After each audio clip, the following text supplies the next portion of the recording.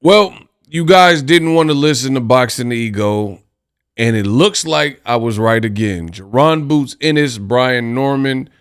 As of me recording this video, there are serious doubts that the unification fight that a lot of you guys wanted to see will happen next.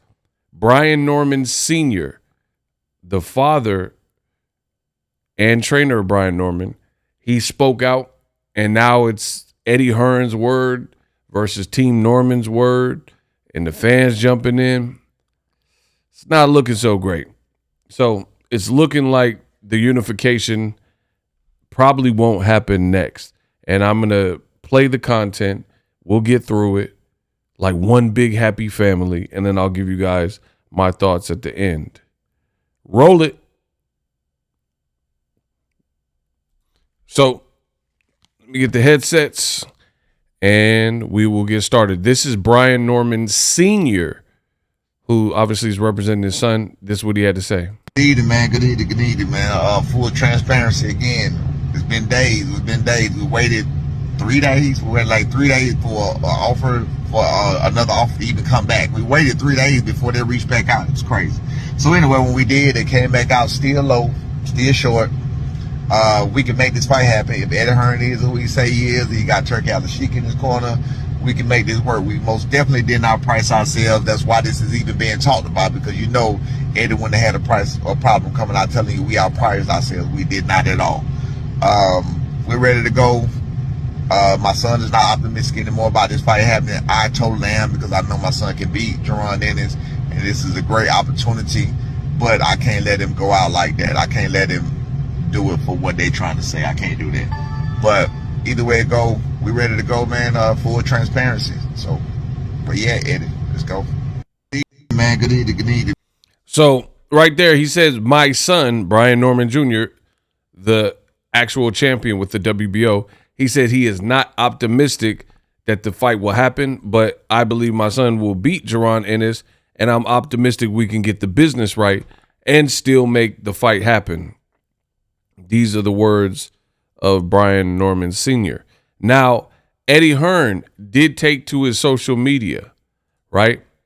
Eddie Hearn took to his social media, and he had to say this. Eddie Hearn on social media, he put out this tweet. Somebody said, Eddie, send the offer to Boots Norman, man. Eddie Hearn responded to said fan on X, formerly known as Twitter. We've sent 3 already. The team are either deluded or just using Boots' name. Interviews dropping soon. Hopefully they are more serious than their negotiations suggest. And he said something else about maybe they're just clout chasing. In response to Eddie Hearn saying we sent 3 offers and basically saying and suggesting that Team Norman, they're pricing themselves out, Brian Norman got back on the horn and spoke to these claims from Eddie Hearn that Team Norman don't want to fight, they're clout chasing, and they're unserious. This is what Brian Norman said in his response. Roll it. Hit this off before it even get started for Eddie Hearn, so you can go and stop the cap. Eddie Hearn, you trying to spend this? Check this out. The first offer was was less than a third of what Boots made for David Avenesian. David Avenesian is only famous for getting beat by or getting knocked out by Bud. We was picking at David Avenesian. We was picking at his name and everything about David Avenesian before he fought Bud. Now all of a sudden David Avenesian is a name. It's the same thing I said about everybody got to be attached to a person, then they become a name. All right. So now your first offer was that, and it was literally just a little bit more than what you gave David Avenesian, and my son is a world champion. He brings to the table the exact same thing that Boots brings to the table. Boots doesn't bring anything more to the table than my son brings.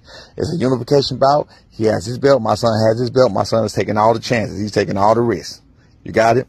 So that's what you do. The second offer was less than half of what Boots made his last fight. The third offer was off before it even get started for Eddie Hearn. So basically what he's saying is the money ain't right. Exact same thing that Boots brings to the table. Now, I like what Brian Norman said here. He says, my son brings to the table the same thing Boots brings to the table. Brings to the table the exact same thing that Boots brings to the table. Boots doesn't bring anything more to the table than my son brings. It's a unification bout. He has his belt. My son has his belt. My son is taking all the chances. He says, Jaron got a belt, but my son got a belt. Jaron got one belt. My son got one belt. Let's make it happen. Now, listen, y'all get mad when I say I told you so, but if you watch my content, I told you so. I told you I was not optimistic one bit that this fight would happen next.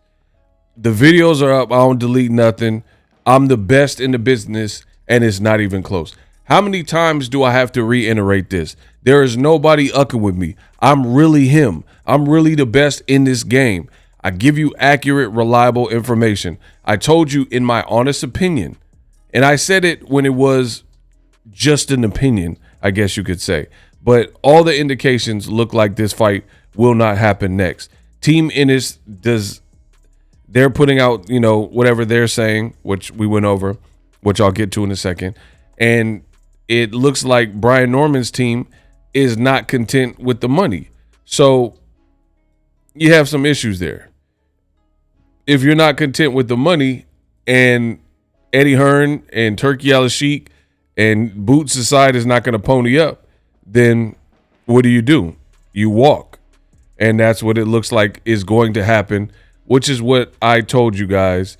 You didn't want to listen, and now we're here.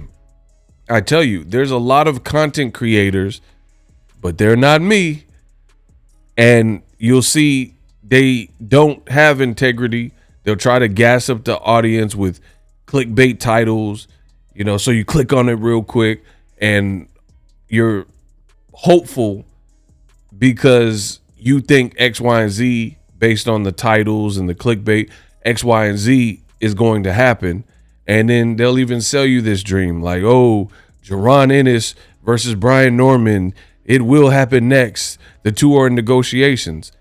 Meanwhile, you have little old me, Boxingego, straight shooter, steak and potato. I told you, yeah, I heard the same, negotiations were going on, but for several reasons, I don't think the fight happens next. Fast forward to the future, it looks like the fight's in jeopardy. Doesn't look like the fight will happen next. Dang, I'm good. And this was easy for me to see. Now, I'm right. That's just what it is. So I don't really care what the particulars are for real. I care about my name, my surname, my brand, my company, and I was right. Point blank, period. I knew this fight wasn't going to happen next. You guys got gassed up. You listened to whoever. They gassed you up into thinking that this was a reality. For so many reasons, I think this wasn't going to happen. And boxing fans at this point, some of you guys act like imbeciles. The definition of insanity is doing the same thing over and over again, expecting new results. You're expecting it to yield new results, but we've been here before, right? It's a bunch of social media propaganda. I tell you all the time on my channel, that is genuinely a telltale sign and a red flag that the fight probably won't happen next. If people are jaw-jacking both sides, any side of any fight on social media, there's a great likelihood that the fight doesn't happen. You know why? Because when the business makes sense and everything aligns and the fight makes financial sense to all parties involved, it's a good fight, it's a big fight, and everybody involved wants to do the fight, you usually don't get a bunch of this because there's nothing to talk about. Like, for example, I wanted a slice of pizza. I went to San Francisco and had a slice of pizza. It's that simple. There's no big production. There's no long preamble. I don't have to forewarn you about pizza. Pizza's within my budget. I can afford it. I can swing it. I want it. I'm a man who goes after what I want. I get the pizza. But when you look at these fights in boxing, You have people who say they want the fight and trying to make the fight, and it's just really kind of a bunch of talking. And talking in social media is not the way to get the business done. Jaron Ennis signed a deal with Eddie Hearn. I have questions. The day it was announced, he was going to see, and that's the thing. I keep getting it right. People say I'm wrong, and then I keep proving my worth, showing my greatness, showing the accuracy, showing that the thoughts that I'm coming up with aren't really that psychotic or crazy because they end up happening, right? So when I told you I had questions about this partnership with Jaron Ennis and Matchroom and Rematchroom and Eddie Hearn and Turkey Al-Sheikh, I told you that, and I was very vocal about that, and I told you why. I said, yes, Jaron Ennis, he's going to get some more activity, but who will he be fighting, right? Activity's cool, but we need to see Jaron. He looks special. We got to see him in with some better names, with some bigger fights. That's how you grow your brand.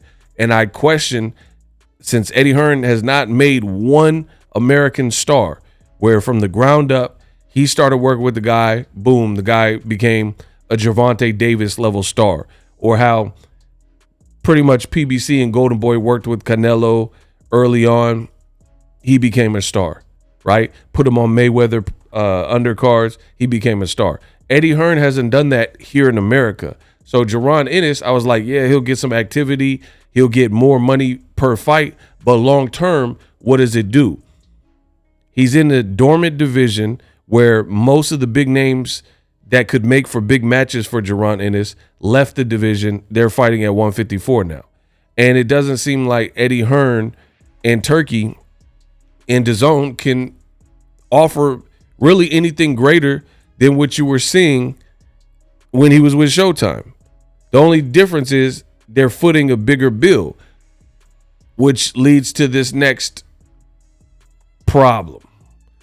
You have an outsider, and by outsider I mean someone not working with Turkey directly, not within the DAZN umbrella, not underneath that, in Brian Norman, top-ranked fighter, and he's like, pay like you weigh. He's like, y'all paid the first offer, you offer my son a little bit more than what David Avocado got. He's like, how's that work? I'm not going to let you guys, try to bully my son and just get us to take anything. My son is now elevated. He's a full champion. He has the full body belt. Why would we ever make barely a hair over what David Avanesian made to fight Boots? And he kind of quit on the stool or whatever happened, and he wasn't a big name in America. And I'm not saying Brian Norman Jr. is the biggest name, but he does have a belt. Jaron Ennis says his focus is not 154, basically, because he wants to unify and he wants to become undisputed at 147 pounds, right? Jaron Ennis says he wants to be undisputed at 47. What does that mean? Oh, yeah. So that means you have to fight the other champions and unify and get the fights over the line in order to realize that dream. If you do not do this, sir, then you cannot become undisputed. So it's looking shaky. When PBC was working with big fights, they were giving Errol Spence big fights. You guys see this? PBC has made big American stars. Errol Spence got big fights, 50,000 people, 48,000 people for the Mikey Garcia fight. That I was there. I have video footage. It was an event. You dig. So Errol Spence, once he fought Kell Brook, he never had to look back, right? Now, Jaron is supposed to be next up. Boots is supposed to be next up. He looks like the goods. Popular names have left the division, and then this could be a coming-of-age fight with Brian Norman, who just had a sensational performance, and it would be a unification, and now they're arguing over money. Again, you guys, when I say this stuff, some of you guys have the audacity to question the guy that keeps getting it right here on YouTube and on the internet. but then you guys aren't asking the real questions. So let me help you out. And again, you can believe other content creators who made you believe this fight would happen and stuff like that, who rush out videos, low quality videos, bad distorted audio, these types of things. Or you could believe the man, the best in the business, and it's not even close. But I'll say this to you, because there's a lot of people, I've seen some of the comments and they're like, oh, Brian Norman, you should just take it. Who are you? You're nobody. Listen, the business of boxing doesn't work like that. Jaron Ennis said he wanted to be undisputed, means you have to go through Brian Norman until he loses the belt or vacates the belt or the belt is no longer in his possession. To become undisputed, this means you have to fight him. The other guys that have belts are guys like Stanionis and guys like Barrios. It becomes a tiny violin with Eddie Hearn and Jaron Ennis. Oh, we sent massive offers and just everybody's turning it down. Bro, you're the promoter. It is on you to get these fights and deliver and get the fights across the line. But Eddie Hearn doesn't seem to be able to do that for Jaron Boots Ennis. Stanionis, Barrios, they're with PBC. That fight, he said he sent offers to them. For whatever reason, they were turned down or the money was too low. Stanionis says, we're not fighting for peanuts. Brian Norman's saying the same thing. So why are people rejecting the offer?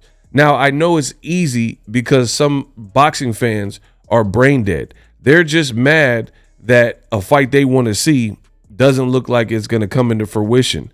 So they don't care. But these people do not understand the business of boxing. And it's funny when I look in comments on the internet, you got people who are working minimum wage jobs or unemployed, never cleared 100K in a year. And they're saying to Brian Norman, oh, just take the money. Just take whatever they offer you. That's not how business works.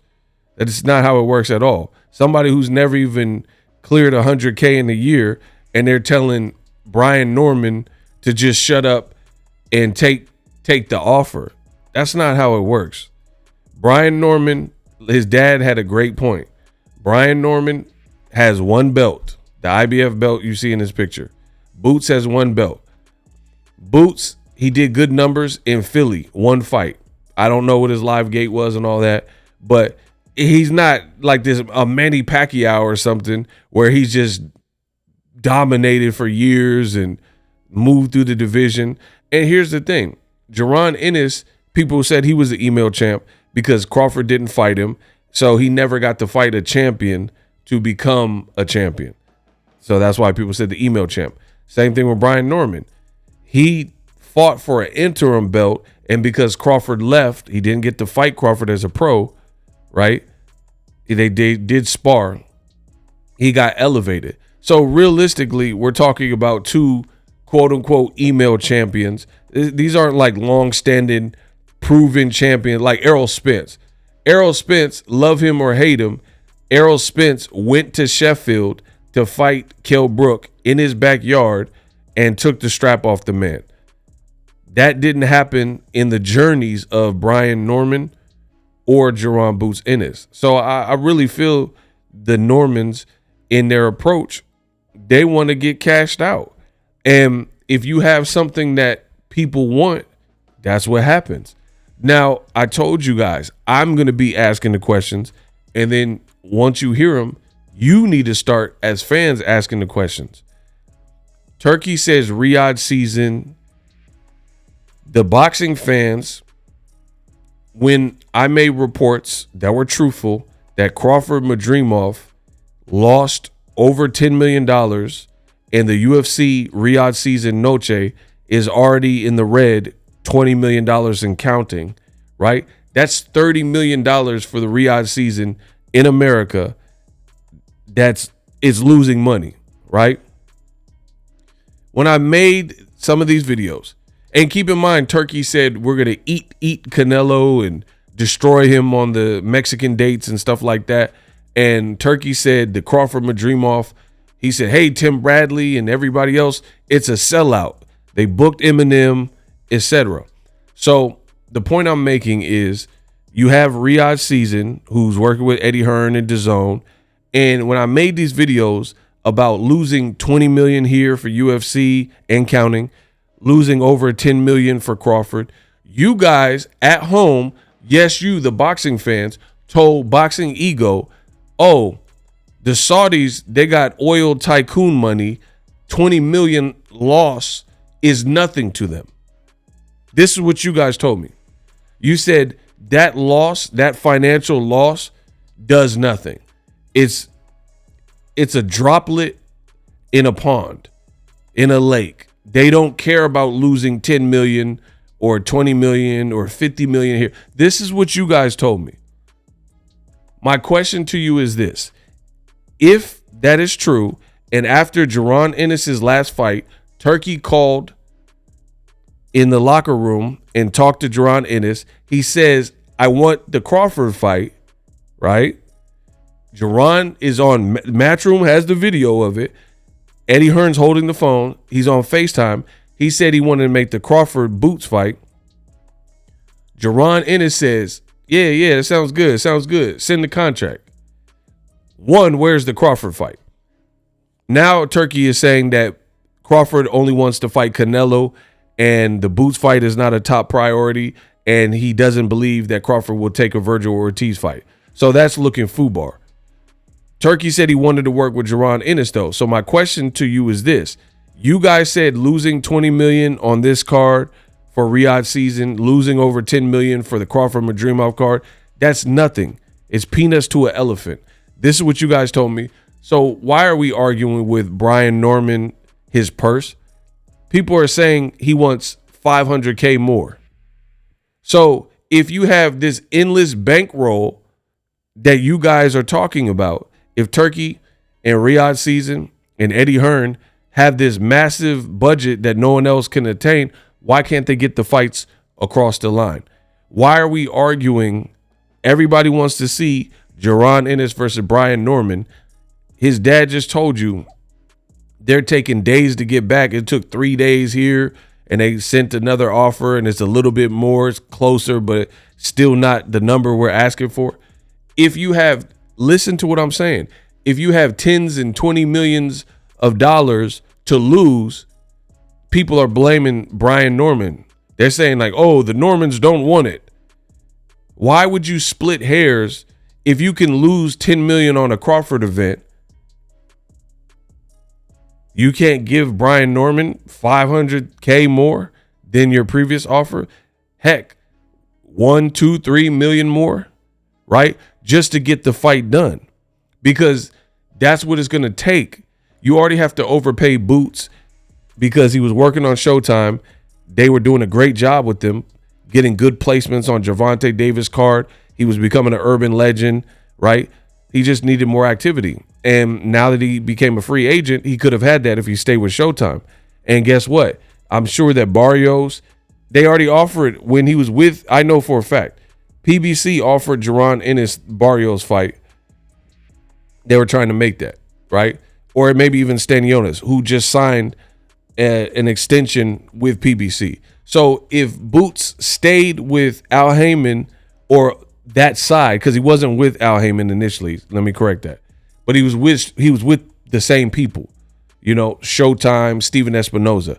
He left that situation and he got with Eddie Hearn. Eddie Hearn is not getting these big fights for him, right? And again, back to my initial question, why are we arguing over $500K if you have $30 million to lose in 2 events with UFC at the Sphere and Crawford Madrimov? Why can't Brian Norman get some more money? This is not making sense to me. So I know a lot of people are trying to blame the Normans and say, oh, they don't really want it and stuff like that. They have something Jaron Boots not only wants, but they have something that he needs to realize his dream of undisputed. He has to go through the champions. So if you couldn't get the PBC guys, the Stanionises of the world, and also Barrios. But then you got this top ranked guy. They're saying we've sparred him. We will fight him, but you're going back and forth over probably a couple million would solve this. If you tacked on $1 million or $2 million, since you got endless money, this is what y'all said, then it seems like a no-brainer that you would make that. But that's not what's happening. So who's really clout chasing? You're willing to let this fight not happen. And he's coming off this great performance, right? But you're willing to walk and have most likely Jaron Ennis fight is mandatory in Philly, which is what I predicted, against Karen Chooks or whatever his name is. A horrible rematch that nobody wants to see, that we've already seen, and Jaron Ennis pitched a shutout and won by scorecards of 120 to 108. And realistically, Giovanni Santillan beat Alexis Rocha, and then Brian Norman crushed him. So he was a highly ranked person with top rank, and Brian Norman, I believe, was the underdog, and he destroyed him. So you can't get mad at that. And again, I'm seeing people that don't understand boxing, they don't understand the business of boxing, never made 100K, and they're trying to tell somebody what they're worth and stuff like that. And it's just laughable to me, because I told you this was coming. I didn't see the fight getting cleared and us getting the fight next, and now they're arguing over some odd money. And then now y'all acting brand new. Oh, but Brian Norman, somebody said, oh, Brian Norman, his last payday was 200K. Listen, Ego has not fact checked that, but I'll just use that because a lot of people are saying that. I haven't fact checked it to see if that's how much he actually made in his last fight, but fine. For the sake of argument, I'll use that figure. Brian Norman, if he allegedly made 200K in his last fight because he was the underdog against Santillan, and he beat the out of Santillan, and then he won an interim belt with the WBO, then he got elevated. So he fought for a belt, then got elevated to the full champion when it was announced that Crawford is moving to 54. Why on earth would he get, why do you think his paycheck would be the same when things have changed? That's like Andy Ruiz had a fight on PBC and he probably got a couple 100,000 or something. You know what I mean? 100K or 400K or whatever he got. He beat Anthony Joshua. That changes things. You get what I'm saying? So Brian Norman leveled up his game. Good performance against a ranked guy who I believe was ranked in multiple sanctioning bodies. He stopped him violently and was posing next to his body, right? And then he became an interim champion, then got elevated. Why would you expect him to get 200K or just a little bit more than that when things have changed? That's what I'm saying. Some of you guys, you want to see the fight, but the business is not making sense. And if the business don't make sense, you don't have a fight. So I think that part of the issue is to lure Jaron Boots Ennis from Showtime and working for them. They have to pay Jaron Ennis more money than I don't want to say more money than he's worth, but kind of. You know, they have to pay him more than his market value to get him, to coax him over. And then they promised him the big fights, but they're not delivering the big fights. So all he's getting is more money per fight, and he's getting activity, which is cool, but F the activity. I'd rather see him fight one good fight a year, but at least fight like a more meaningful fight. You see what I'm saying? It can't just be activity, but these are just like showcase fights. We've already seen Boots do that on Showtime, where he was fighting a certain level of guy. To really catapult his career to the next level, he needs the other champions and other compelling matchups that you could truly sell. So I'm really starting to raise an eyebrow with what you guys are saying. You're saying that Riyadh season has endless money to lose on production costs and on Crawford and Eminem and all this type of stuff, but you don't have enough money to pay Brian Norman, but you really want to make the fight, and then y'all blaming Brian Norman only. So to me, this looks like a blame game to point the finger so Eddie can go back to Jaron Ennis and say, hey, man, we tried to make the fight with Barrios and Stanionis and Norman, and they all turned you down. So you got to fight Karen at home in Philly, and we just going to cash you out. But again, what does that do for Jaron Ennis's career? Nothing. We've already watched him beat Karen. He needs events that the world wants to see, or you're just going to stay at this level. He's going to be Crawford with Top Rank, Demetrius Andrade with DAZN. Same concept. Demetrius Andrade 2.0. Shakur in his 2-fight deal with Eddie Hearn. Shakur getting cashed out because of his name cachet to fight Joe Cordina. No one really wants to see the fight with Joe Cordina, but he's going to get a nice paycheck for it. And you guys said Turkey and Eddie Hearn were saving boxing with these matches. And if Jaron Ennis is not fighting compelling matchups, then it's just kind of a waste of time.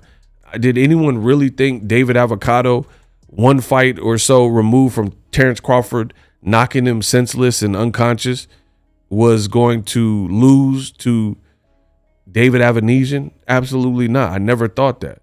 So Brian Norman, people were actually getting hyped and gassed. Not me, but you. And then now it's falling apart over money, which you guys said they had endless Saudi kingdom money to pull stuff off.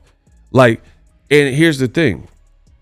I think true boxing fans would rather spare us the Eminem concert and the money you would have paid Eminem on the Crawford Madrimov card, keep it simple, stupid, old military acronym, give that to Brian Norman, or split it between Norman and Boots to make the fight.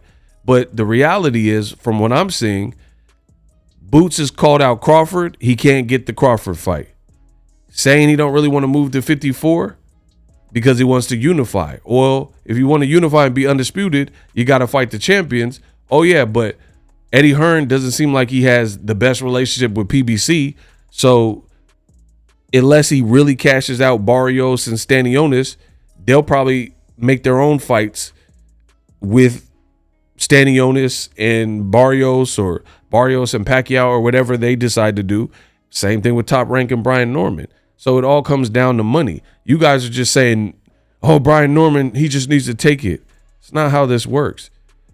You want this belt. You want to be undisputed. You want an undefeated fighter that'll actually help your name more so than like David Avanesian and a lot of other guys like Thomas Delorme, Chris Van Herdeen at the point in which Boots fought him. Then you got to fight the Brian Normans, and they can't get the business right. So I find it funny that the person that has been dead on and told you what to expect, and now it's happening just like I told you, people are doubting what I'm saying now. But listen, it comes with the territory when you're great. People often try to argue and debate and stuff like that. But here's the other thing. People are like, oh, Brian Norman's ducking and stuff. This boils down to money. This boils down to interest. Brian Norman can fight on a top ranked card at home against Keyshawn. People bringing up the 200K or whatever he allegedly made in his last fight, totally irrelevant. Because even if that was true, he made that before he was a champion, before he beat Santillan's brains out, and he did it before he got elevated to the full champion. So things have changed. He would get paid based on Brian Norman, where he's at right now. You don't get paid based on whatever your status was entering your last fight. You get paid based on your market value now. So I know for a fact if he was making 200K as just a challenger or prospect, you have to get some kind of bump. So he could fight on the Keyshawn card on his home network and get a title defense in against someone not named Jaron Boots Ennis and make some cool money. So if you want him to take the risk and unify, guess what? You got to pay like you weigh, because you want Brian Norman to come to DAZN where he's not a DAZN fighter. So basically fight on enemy territory. What if the fight goes the distance? What if the judges are biased for the hometown guy? And you want him to fight in Philly. From everything that was said, they want the fight in Philly. I mean, this just think about what I'm telling you. That sounds crazy. And then on top of that, you don't want to sweeten the pot to the point where it's like, all right, this is some game-changing money, so now it all makes sense. This reminds me so much of Shakur Stevenson and Frank Martin. The same exact thing. People try to jump out the window and say, oh, Frank Martin's ducking and Frank Martin's scared to fight Shakur. Why would he fight Gervonta Davis, literally in his next fight, if he was afraid of Shakur? Shakur's not punching like Gervonta Davis. So clearly the man Frank Martin is a true warrior and a savant. And he just wanted, if I'm going to take the risk and fight Shakur on ESPN on enemy territory with everybody and the commentators against me, pay like you weigh. That's it. But clearly he wasn't. I know for a fact Frank Martin's not afraid of Shakur Stevenson. Again, why would you be afraid of Shakur, who at best, maybe he outboxes you? He's not getting these captivating knockouts like Gervonta Davis. Tank can box and bang, knock you out unconscious, and then hit a backflip with full energy afterwards, several rounds into the fight, which is what he did to Frank Martin. So this fight is the same overall concept. You guys, the fans, a lot of you guys are irrational. You blame Frank Martin, but the business doesn't make sense. You can't expect somebody to cash in their name, cash in their ranking, fight on enemy territory, fight with biased judges potentially, fight on a biased network with biased commentators, and risk everything. Brian Norman got to fight in Philly. Why he got to fight in Philly then? Because they're trying to cater to Jaron Ennis and where they think they can make the most money for it. But he's a champion just like Jaron Ennis is a champion. So why does he have to surrender so much and then not get the paycheck that he wants? Same kind of concept. Furthermore, I've already went over the 200K aspect that people are talking about. But furthermore, here's the other issue.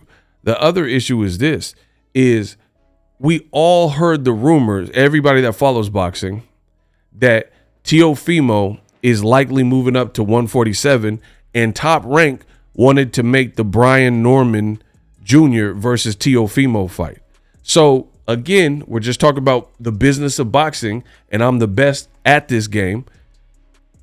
If you're Brian Norman, you could take this fight. You just became a champion, as I've already went over. Take this fight on Keyshawn Davis's undercard. Teo is likely going to move up to welterweight, and Top Rank will probably try to make that fight once Teo moves up to the welterweight. So to me, Brian Norman and Teofimo Lopez would be a nice fight for ESPN. So again, we're talking about the business. And even though I'm the best in the business, in case you guys keep doubting, boom. Boxing scene. Teofimo Lopez suggests Brian Norman Jr. at welterweight is next. Boom. So again, a lot of boxing fans who are trying to chime in and they think they know more than Boxingego and they know more than the business. A lot of them are idiots. So this was July of this year, and the article published from Boxing Scene says Teofimo suggests Brian Norman Jr. is next. So it sounds like Top Rank truly has a plan for Brian Norman. Yes, they would consider an amendment to that plan and possibly a detour, like, hey, fighting against Jaron Ennis, but they're not going to do it if you don't pay like you weigh. It's that simple. Because, again, Why, if you're top ranked, why would you send your new champion, so an asset, brand new champion, undefeated fighter, in shape, clean cut, sparring stories that he hurt Terrence Crawford, right? Coming off a great performance versus Santillan. We just talking business. I'm talking boxing. I'm talking the business. Why would you send him to Jaron Ennis on DAZN, a rival network that has nothing to do with you, for short money, have him fight in Philly, have him fight with, potentially biased DAZN commentators, right? And then he doesn't, and on top of that, he's not getting the paycheck that he thinks he deserves or that he wants, when he could just take this fight, make whatever Top Rank pays him as a champion on the Keyshawn card, and then more than likely the Teofimo fight is right there. Now you're on your home network. You have a name in Teofimo Lopez, because people are going to want to see. Teo tends to step up the better the competition and the better names, like when he's fighting Lomachenkos, when he's fighting against the Josh Taylor. So I would be curious to see how Teo looks at welterweight. He's an in-shape, muscular dude, and we've already known about this. So this is what I think is the case. I think Top Rank, if the deal is not something that is like earth-shattering, they'll just continue. It's the same thing for PBC, for real. If it's not an earth-shattering deal where it's like game-changing money, there's no reason to deter your plans for your fighter, unless Eddie Hearn and Turkey gonna pay like they talking about. It's that simple. For example, there were rumors that El Rayo, Jose Valenzuela, was gonna fight Edwin De Los Santos in a rematch, part 2. It was even gonna be on a Tank undercard with David Benavidez. But then Riyadh season came and they wanted to put him as the co-feature with Pitbull Cruz at 140, a title opportunity, and they were probably paying more. So the amount that Rayo was probably getting paid for that, for PBC, it was a no-brainer. Pitbull, PBC fighter, El Rayo, PBC fighter, put him on the Crawford Madrimov co-feature. They're going to overpay him basically to be on this in LA. So then they had to scrap the Edwin De Los Santos. You see what I'm saying? This is just business. It's business, metrics, and numbers. I think Eddie Hearn wants to be able to tell Jaron Boots Ennis, man, mate, you're the boogeyman. You're the boogeyman, bruv. You're the boogeyman. We tried with everybody, but we can't get it done. But again, nobody cares about any of that. Make the fight. If you can't make the fight, then you can't make the fight. It is what it is. And for me, I don't think this helps Jaron Ennis. It doesn't help. We know he's good. We just need to see how good. And the only way we're going to see that is if he fights better names. So you're at a stale division. It's slim pickings. There's only a few champions. Most of the champions haven't been successful for too long. It's not like Oscar De La Hoya, Felix Tito Trinidad, De La Hoya, Floyd, Pacquiao. We don't have any long-standing welterweight champions currently in the division. Crawford left, Errol Spence left, Virgil Ortiz left. You see what I'm saying? So I think you guys are asking all of the wrong questions. The real questions, like I've said in this Unpacked, is if you have so much money with Riyadh season, why can't you just pay Brian Norman an amount that satisfies him if you can afford to lose $10 million on Crawford Madrimov, a fight no one asked for? If you can accrue a bill of $20 million loss and counting for the UFC at the Sphere. We don't need a UFC event at the Sphere, especially rivaling Canelo, right? And then when you look at that, Brian Norman's a top-ranked dude. They don't owe anything to Eddie Hearn or Boots. Pay us what we want or shut up. It's that simple. But even with his same organization, how come Boots ain't fighting Crawford? How come they can't make that fight? Then you don't have to worry about Top Rank. You don't have to worry about Brian Norman and what he wants. Make the Crawford fight. They won't do it. Make the Virgil Ortiz fight. They won't do it. Make Boots versus Israel Madrimov. They won't do it. Make Boots versus Boachuk. They won't do it.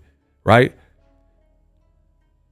Make any of these fights. Ryan Garcia talking crazy to Boots. I know he's suspended, so that one might be hard to make. Devin Haney might move to welterweight. Make that fight. They're not making none of these fights. So it just seems like they rather talk about all the fights that, can't be made for one reason or another. Boots, put him in there with Conor Benn. Conor Benn just fought in Vegas. So if he can't fight in the UK, why can't we get Jaron Boots Ennis versus Conor Benn? Right? So like I said before, Boots will likely fight Karen. It's just a bunch of finger pointing and blame game. And you guys are falling for it. You fell for the mousetrap. We unpacked.